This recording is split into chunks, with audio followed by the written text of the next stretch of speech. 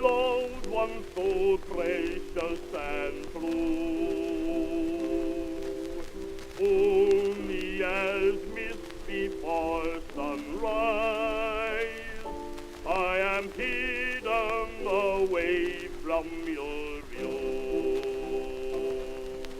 Often I come with my blessing and strive all your sorrow to share. At night when you're quietly sleeping, I kiss down your eyelids in prayer. Only a thin veil between us. The morning the angels will come, and then in a bright land of beauty, we'll gather with loved ones at home, home, beautiful home, no longer in sadness to roam, but safe in the kingdom of glory, will dwell with the loved ones at home. Extraterrestrials in American Spiritualism. An essay on the history of the idea of people living on other planets. During the late 1840s, the Church of the New Jerusalem was torn apart by schism. Less than a century had passed since Emanuel Swedenborg had inspired the Protestant movement, when, quote, renegade members claimed to have replicated Swedenborg's practice of spirit communication and showed a strong interest in spiritualism, Brett Carroll writes. This was expressly against the strong admonitions of Swedenborg, who counseled that spirits could deceive the unwary soul. It was not the last change they made to the ideas of the Swedish prophet. Quote, the spiritualists incorporated important elements of Swedenborg's doctrines and experiences into their religion. They echoed his ideas of interaction and interpenetration between the material and spiritual worlds, and an inner core of divinity within each individual. As above, so below, as below, so above, the hallmark of modern religious revisionism. After all, they combined his spirit-centered cosmic order and his practice of spirit communication to form the heart of their religion, Carroll says. Swedenborg gave to the spiritualist ideology the bulk of its defining features and was therefore its most important source. Short-lived, this American ancestor of the New Age was subsumed into the new religion of theosophy by the end of the 19th century. It has evolved into latter-day alternative religion. For example, UFO religion thrives in our day because spiritualism transmitted to us the Swedenborgian faith element of extraterrestrial beings as proof of God's existence. Indeed, talking to ghosts was the primary attraction of this new American religion. The spiritual telegraph was the nation's longest-lived and most widely circulated of the antebellum spiritualist periodicals, Carroll says. Like an adolescent individuating from their parents, the new religion had a complex relationship to its inspiration. One writer for the magazine denied the authority of Swedenborg's writings and pointed out that spiritualists go directly to the fountain of spiritual wisdom as Swedenborg did. They talk with spirits. Spiritual Telegraph editor S.B. Britton referred to Andrew Jackson Davis as the youthful Swedenborg of our day. Davis wrote in his 1857 book, The Magic Staff, that Swedenborg was in fact his spiritual mentor, appearing to him as a being of pure spirit with lessons from beyond the grave. Davis, quote, was attracted more to the Swedish mystic's example than to his writings, and told readers to study Swedenborg's seership, but cautioned that his theology was in many ways too orthodox to be relevant to the modern religious world, Carroll writes. His revisions of Swedenborg typified the increasing tendency in antebellum America to locate experiential piety, and in some circles of religious thinkers, religious authority within the self. Intuition and experience were trusted over institutions or doctrines in this flourishing new democracy. Spiritualist John Shoebridge Williams, quote, boasted to his son in October 1852 that he had ceased consulting Swedenborg's writings since the discovery of his own mediumistic powers 8 months before. Late in 1845, Davis became the seer to Dr. Silas S. Lyon, the operator, and Reverend William Fishbaugh, the scribe, at their clairvoyant medical clinic in New York City. This trio published The Principles of Nature, Her Divine Revelations, and A Voice to Mankind in 1847. Carroll calls it, quote, a Swedenborgian description of the spirit world. The book describes 7 spheres of the spirit world, populated by 7 classes of spirit. It also describes 5 other planets in the solar system, their inhabitants, and their spiritual lives. For like Swedenborg, Davis had visited them all and seen them for himself. His reports of the humans living on the surfaces of Mercury, Venus, Mars, Jupiter, and Saturn are like Swedenborg's, though Davis has made some changes. Principles of Nature is an update of Swedenborg for a modern audience, passing on the expressly religious belief in extraterrestrial worlds teeming with people, a belief that was itself meant as proof of the existence of heaven and God that has transformed into faith in the aliens themselves. You have been listening to the free preview of this essay, Extraterrestrials in American Spiritualism. Consider a premium subscription to osborneinc.com in order to access this full premium content. Swedenborg had published millions of words trying to establish a complete system of thought. Finding his work inapplicable in parts or incomplete, the spiritualists blended his ideas with new ones. Mesmerism was a comparable source to Swedenborg, Carroll says. Quote, according to the mesmerist ideology, the universe was a harmonious physical and spiritual unity in which an invisible, universal, and all-pervasive fluid acted as the crucial integrating agent, rather like the Force in the Star Wars universe of George Lucas. This fluid could be manipulated through mesmerism, also known as animal magnetism. Quote, mesmerism also contributed to spiritualism, the belief that the body and soul could be affected by means of a magnetic force transmitted from one person to another in the trance state, for example, through hypnosis or telepathy.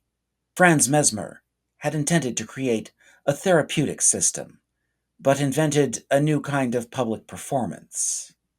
Mesmeric trances for physical or spiritual healing were, quote, something of a popular fad in America during the 2 decades before spiritualism emerged and became a key element in the spiritualist religion. Swedenborgianism was further combined with the utopianism of Charles Fourier, which produced a religious ideology called harmonialism by its adherents, a movement among educated middle-class men in the Northeast and Midwest. It was fully absorbed into spiritualism by 1848. Still, most of the writers in the early periodicals of spiritualism were Swedenborgers, according to Carroll. Spiritualist author George T. Dexter held seances with the ghost of Swedenborg, not Mesmer or Fourier. Nor was spiritualism the only new American religion defining itself in relation to Swedenborg. Ralph Waldo Emerson delivered a lecture, Swedenborg, or the Mystic, in 1845. Published in 1850, the essay compares its subject to Shakespeare, Aristotle, Sir Francis Bacon, Sir Isaac Newton, and other great philosophers, noting that he begins to spread himself into the minds of thousands. I own with some regret that his printed works amount to about 50 stout octavos, his scientific works being about half of the whole number, and it appears that a mass of manuscript still unedited remains in the Royal Library at Stockholm, Emerson wrote by way of a review. Quote, the scientific works have just now been translated into English in an excellent edition that Emerson was happy to recommend. Swedenborg, he said, had written his book, Economy of the Animal Kingdom, with the highest end to put science and the soul, long estranged from each other, at one again. For, in effect, he is the last father in the church, and is not likely to have a successor. It is the high point of Emerson's praise for Swedenborg. The rest of Emerson's lecture is a critique of the mystic, whom he considers imperfect and inferior to the scientist that Swedenborg had been prior to his religious revelation. Religions have struggled to integrate science, the objective finder of epistemological fact, throughout the modern era, and Swedenborg the scientist had taken up that struggle through a higher method than by experience, Emerson believed, admiring the attempt. This path is difficult, secret, and beset with terror. The ancients called it ecstasy or absence, a getting out of their bodies to think.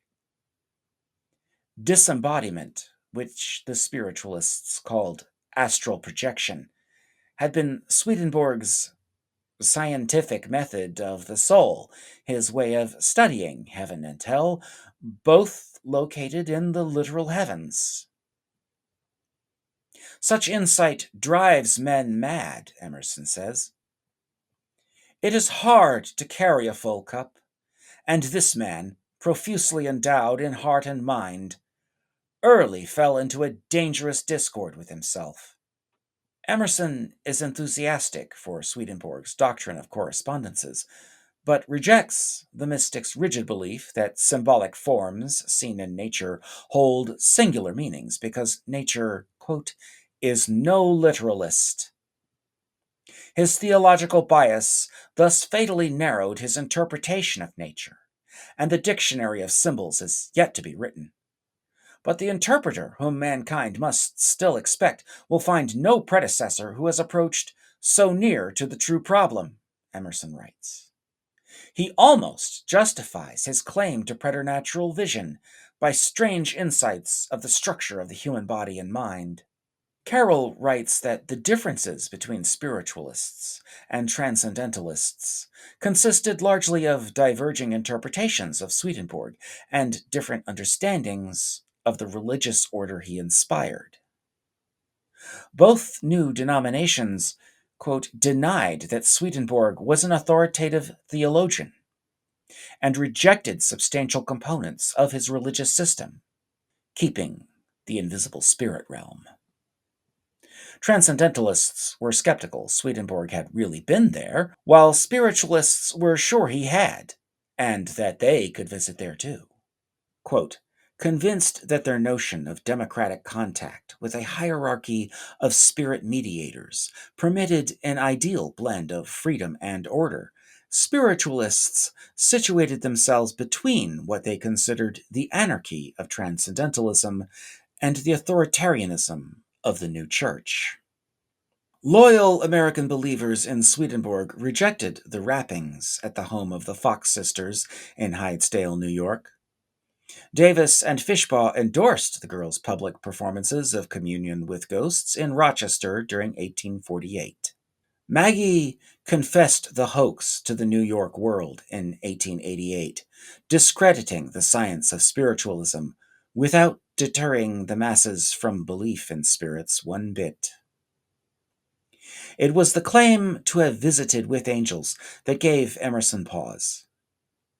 Swedenborg, quote, carries his controversial memory with him in his visits to the souls, and once there, becomes a scientist again.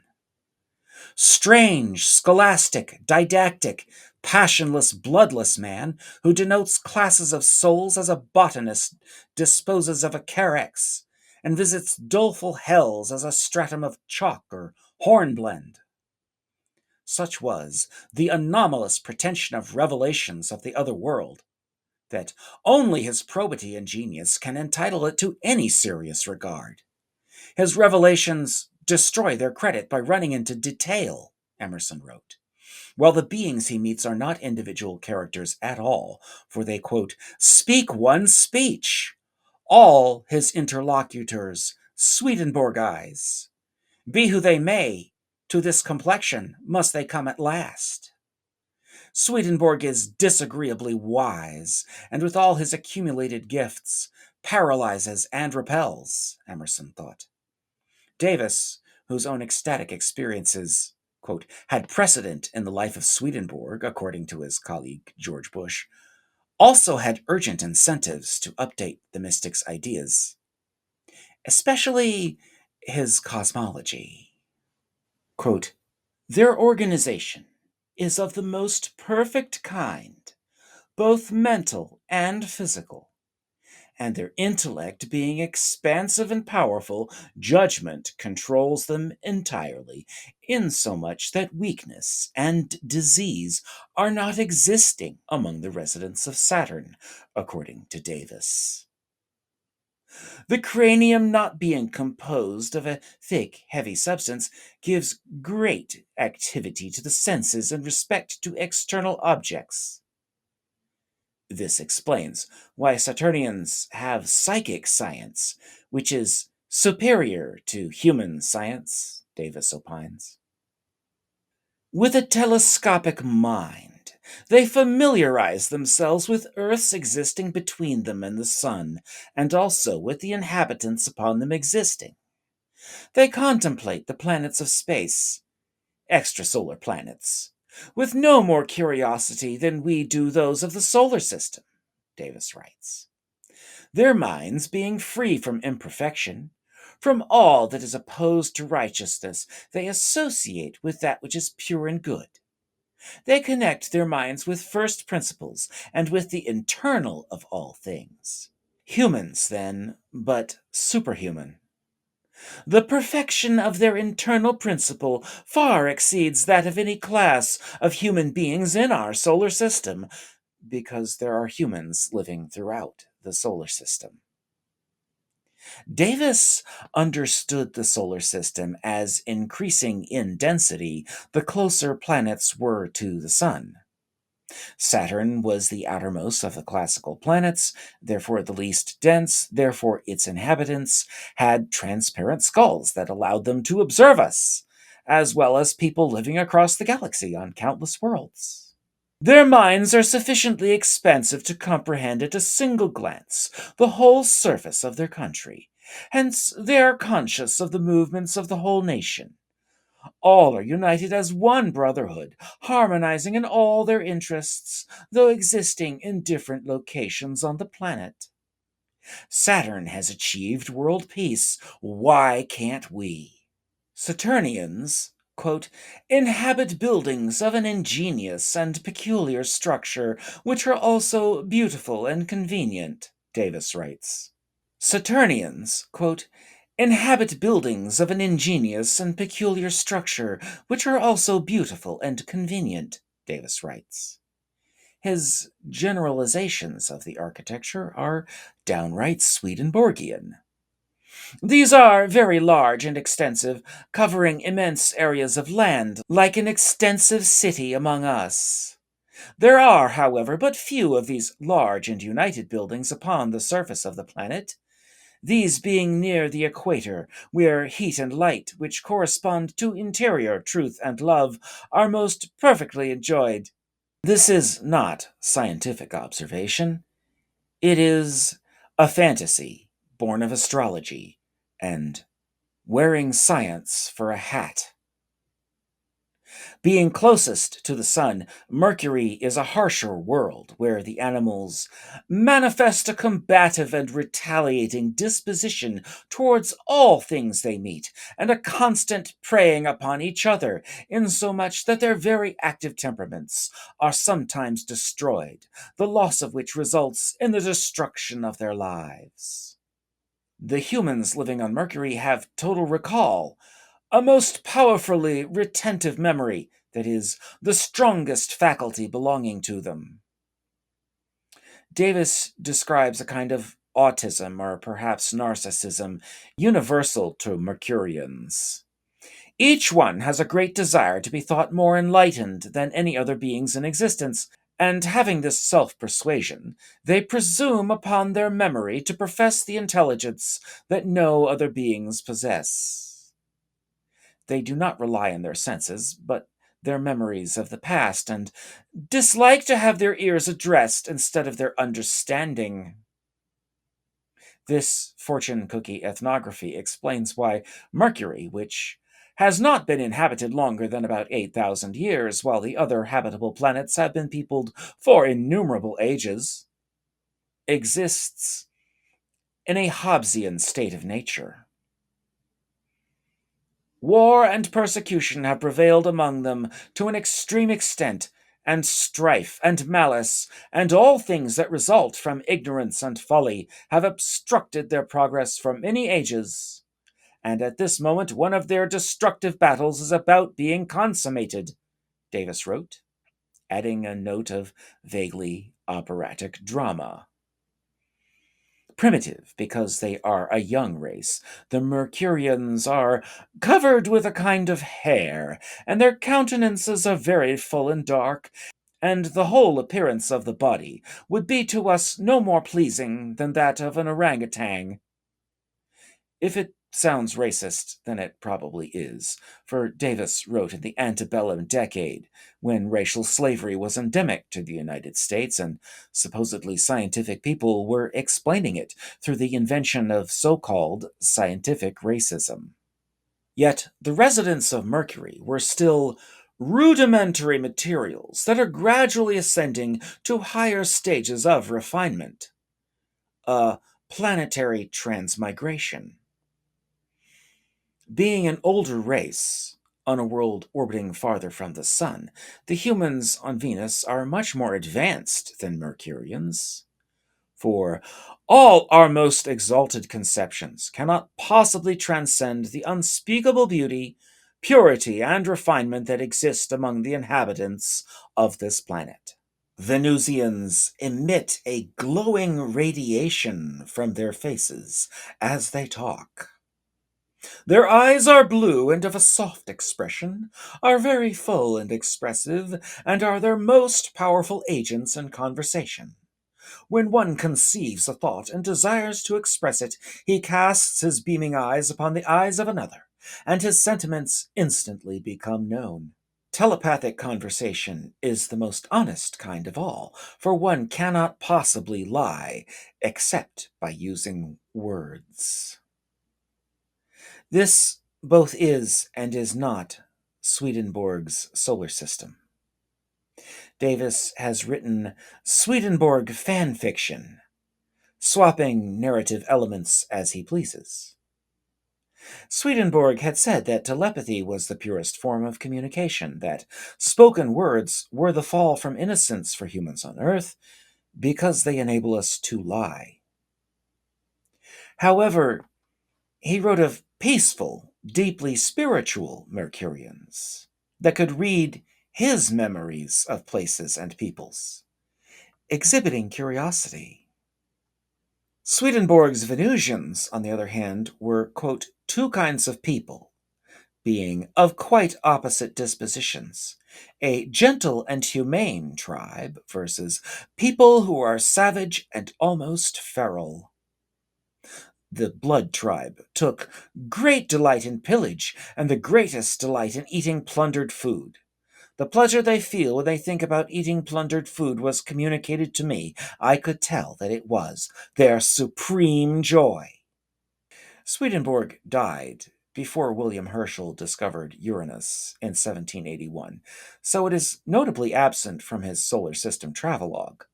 Davis does not attempt to describe the inhabitants of Uranus either. Neptune, discovered just 6 years before Davis published The Principles of Nature, is also missing from his planetary ethnographic sketches. He does, however, acknowledge the discoveries, starting in 1801, of Ceres, Pallas, Juno, and Vesta, asteroids located between Jupiter and Mars, end quote, very similar in their orbits and revolutions around the Sun. Uninhabited, they are the pieces of what will ultimately be a perfect planet, Davis predicts. Planets transmigrate just like souls.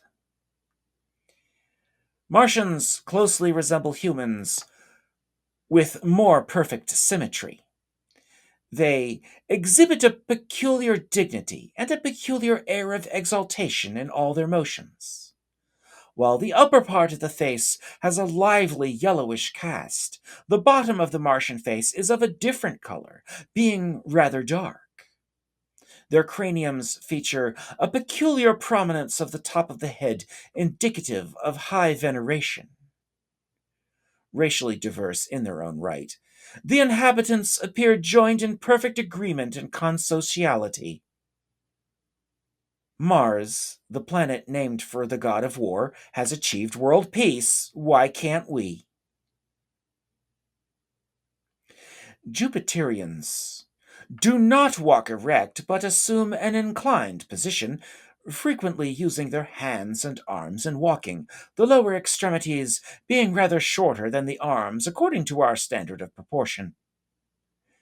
This evolutionary turn is the result of their modest desire to be seen only in an inclined position. Davis describes a peculiar prominence of the upper lip, this consisting of a complex and interwoven mass of fibers, the action of which gives great expression to inward thoughts and feelings, which expression among them constitutes the peculiar mode of conversation. This lip communication equals telepathy, for they can not think one thing and speak another. As perfect beings, the people of Jupiter do not die, but rather sink into repose by an expansion of their interiors, which seek more agreeable spheres of existence, per the 7-layer cake of Davis's esoteric cosmology. And if some beings could ascend directly to the next plane of existence as whole beings, then potentially any being could achieve the necessary state of holiness. Jupiterians do not live long, for heaven is so enticing and so easy to reach. Davis says their average lifespan is just 30 years. Shelter is therefore temporary on Jupiter. The people live in well constructed edifices, whose form corresponds to that of a tent rather than a house on Earth. These are lined with a bluish bark, and they are thus rendered impervious to cold, water, and light. Best of all, Jupiter has achieved global peace, so why can't we? It's so simple. Just by conceiving of the indestructible relation which exists between purity and truth, the minds of the inhabitants of the earth will be led to recognize their institutions, and to spurn with the utmost abhorrence all things that are opposed to righteousness, Davis assures us. Thus efforts will be made to bring about a better state of things, and this will be the unfolding of interior truths and principles that are at this moment considered as imaginary and chimerical. and by properly conceiving of the celestial peace and purity that flow spontaneously from interior truths, the minds of the earth will become relieved from their external bonds of corruption into the inexpressible light and liberty of celestial love and peace. This tour of the solar system is just 27 pages out of 816, per the original edition of Principles of Nature. Like Swedenborg, Davis treats outer space as a proof that heaven can be reached from Earth.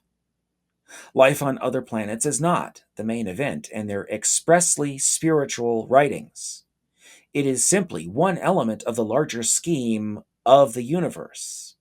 In comparison, social reform and poverty reduction, progressive utopian idealism, per Charles Fourier, takes up the bulk of the third section of the book. Davis has revised Swedenborg for the 19th century American reform projects of transformative millenarian Protestants. The impetus towards unity and peace on Earth is intrinsic to the project. Earth must model itself on the other planets, where people are more sensible and have figured out that wars are bad. Emanuel Swedenborg promulgated his Other Planets in the midst of the 7 Years' War, considered by present-day historians to be the first global war, and the work reflected his contempt for violence. Davis revised Swedenborg's planets in an atmosphere of tension 2 years before bloody Kansas began the spiral of violence that led to the catastrophe of the American Civil War. In the grief of war's aftermath, spiritualist writers influenced by Swedenborg, such as Elizabeth Stuart Phelps, became more popular than ever, for they had swung the gates of heaven open to all. She was endorsed by spiritualist leader George Bush, who also endorsed Davis. It was to be the pattern of development going forward. George Adamski, their spiritual descendant, met an alien from Venus in the desert 100 years after Davis et al. Published Principles of Nature and 1 month after the United States had just tested the first hydrogen bomb. Peace was the spiritual prerequisite to solving all the problems on Earth. The other planets all have peace. Why can't we have peace? Swedenborg's ideas were carrying on without Swedenborg. At the end of his life, he had contributed to the efforts of a group of radical Rosicrucians in Hamburg and Kabbalistic Jews in Amsterdam and London to develop a new syncretic religion which would merge Jewish, Christian, and Muslim mystical themes. Jonathan Rose and Ollie Hearn write in their biography of the mystic. This rather bizarre and secretive project had significant political ramifications in Sweden, Denmark, and Europe. During the 19th century, his writings exerted a profound influence on the formation of Illuminist Freemasonry, and still accounts for lingering public interest in Rosicrucianism and the esoteric spirituality of his own time. His ecumenical approach was to be amplified in the American context, transforming his lowercase t theosophy into Helena Blavatsky's capital T Church of Theosophy. Emerson's essay on Swedenborg quotes the Quran and Hindu writings. Already present in American religious thinking, Eastern mysticism became more popular after the Civil War. Davis's image of Jupiterians walking on all fours to humble themselves before heaven already seems very much like Buddhist monks walking the long kowtow to the holy mountain, prostrating themselves with each step. Cultural blending was normal in American alternative religion, challenging the uniquely Christian nature of the Christ. Adamski, the man who met a man from Venus in the desert Southwest in 1952, spent the Prohibition era teaching scientific Lamaism, and serving holy wine to paying members of his temple.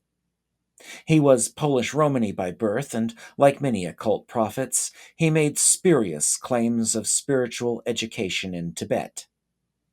Blavatsky had set this course by formalizing the inclusion of Vedic texts, a topic we shall return to in a future essay. Syncretism, the blob-like absorption of any and all spiritual systems into a single mystical squishy concept, was both an inheritance from Swedenborg and a spiritual force which made him fade from the scene, slowly, like a literary ghost. His occultism was his most interesting quality to spiritualists, and so their occultism outgrew him, and they outshined his brilliance in the intellectual spiritual firmament. Democracy was extended to the afterlife. They enhanced the status of spirits as desirable religious teachers by blurring the distinction between angels, who in standard Christian theology had never been human, and spirits who had passed from an earthly existence to the afterlife. Now, angels could also be the purified spirits of those with divine knowledge or gnosis of heaven. God was remote, so spirit communication was a way to infuse personality into their universe, developing a personal relationship with creation instead of the Creator, or the Son, or the Holy Spirit. Likewise, Swedenborg had imagined a hierarchy of spirits that mediated God's will, the mediate influx, a universal structure of divine authority that spiritualism borrowed, stripped, and recycled.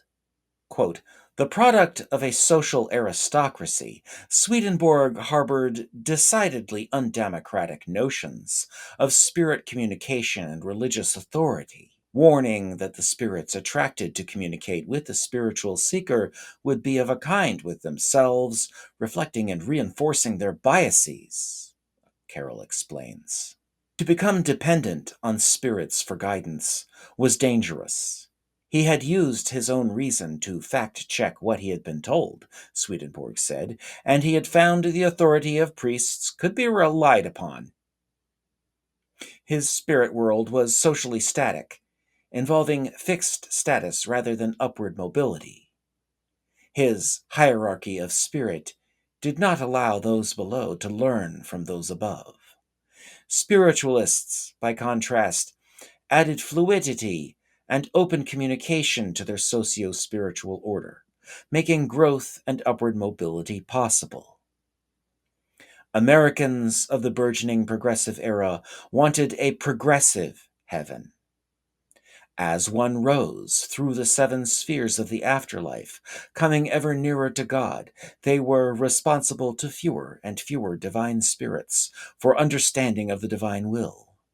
Quote, this understanding of the afterlife reflected both the entrepreneurial effects of a commercial economy and the democratization of religious authority in the early republic, Carroll writes. Spiritualists imagined an Americanized spirit world, remarkably like the fluid society in which they lived. They denied hell, or split with the new church over the idea that souls could be condemned there eternally. Individuality mattered to the new religion. Quote, souls initially assumed a position in the spheres corresponding to the level of development attained on Earth, a position which was not pleasant for those whose terrestrial behavior warranted some period of contrition, Carroll explains.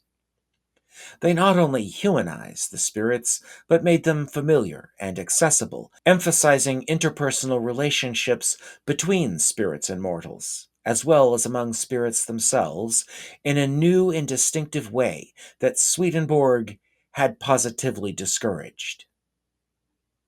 The ministers of the Spiritualist Church were invisible spirits known to the mediums by name, specifically chosen by them for consultation that could be contacted virtually at will by the medium. The heavens above were populated with finite spiritual beings who embraced a virtually infinite number of degrees of development. Spirits were believed to be busy raising the human race at all times. Carroll discerns, quote, a popular and persistent theme in American religious culture, one that found expression far beyond the boundaries of the Swedenborgian subculture, namely, the existence and role of advanced but subdivine human beings and their relationship with those on Earth. It was a heaven for the emerging professional and bureaucratic administrative elites of the industrial age. Swedenborg's literary trope of male wisdom versus female love was also borrowed, but then debated, trending away from his intentions. His, quote, ideology of gender hierarchy pervaded their descriptions of the functioning of the cosmic institution, Carroll writes. Higher levels of divinity were masculine, lower levels were feminine, and the spirit penetrated or impregnated the natural world via this hierarchy in submission to a patriarchal god. The Shakers, another early American religious movement reacting to Swedenborg, influenced John Murray Spear's suggestion of an androgynous universe but a bisexual god. The mind of all things, said Spear, is both feminine and masculine. Feminism had arrived in American theology. Spiritualists were frequently supportive of women's suffrage and temperance, even placing women in positions of religious authority like the radical Shakers did. Not everyone joined in declaring a father-mother deity, however. Andrew Jackson Davis, among others, distinguished Father God, the final source of causation, from Mother Nature, the body of the universe and the object of divine causation, Carroll writes. Spiritualism thus enforced Victorian notions of social order, rather than liberating women from their cultural corsets, as they combined liberal and conservative notions of the gender of deity, notions of cosmic androgyny, and of masculine dominance in their search for cosmic order. This debate has played out more recently in the Heaven's Gate UFO cult. I think sometimes he will not be read longer, Emerson lectured at the apparent height of Swedenborg's literary fame. All the attention was bound to backfire. His great name will turn a sentence. His books have become a monument. His laurel so largely mixed with cypress, a charnel breath so mingles with the temple incense, that boys and maids will shun the spot. Praising Swedenborg's slow but commanding influence, which he has acquired like that of other religious geniuses, Emerson expected that it must be excessive also, and have its tides, before it subsides into a permanent amount. Indeed, Swedenborg was being torn apart like some ancient planet, with some bits to be absorbed by newer planets, harboring spiritual life, and much of the rest scattered into the darkness. An ardent and contemplative young man, at 18 or 20 years, might read once these books of Swedenborg, these mysteries of love and conscience, and then throw them aside forever, Emerson thought. Emerson lived long enough to hear that Giovanni Schiaparelli had observed canals on Mars during the opposition of 1877. He was dead before astronomer Percival Lowell proposed that Mars harbored life. But the idea that people lived on Mars had been planted in America for over a century by that point, so speculation was widespread, and statements of belief hardly uncommon, before there was an inkling of scientific evidence. The spiritual great-grandchildren of Emanuel Swedenborg were already primed to believe in Martians, even if they had not read his works. When Richard Hoagland announced his supposed discovery of a face on Mars in 1997, Americans were ready to believe in Martians because they always had, even though almost no Americans knew Swedenborg's name anymore. By then, Spiritualism and Theosophy had followed him into the dustbin of faith history, their contents revised and recycled as the New Age and the flying saucer religions. Today, the mystic is unrecognizable and unrecognized, having faded from the popular culture, just as Emerson had prophesied.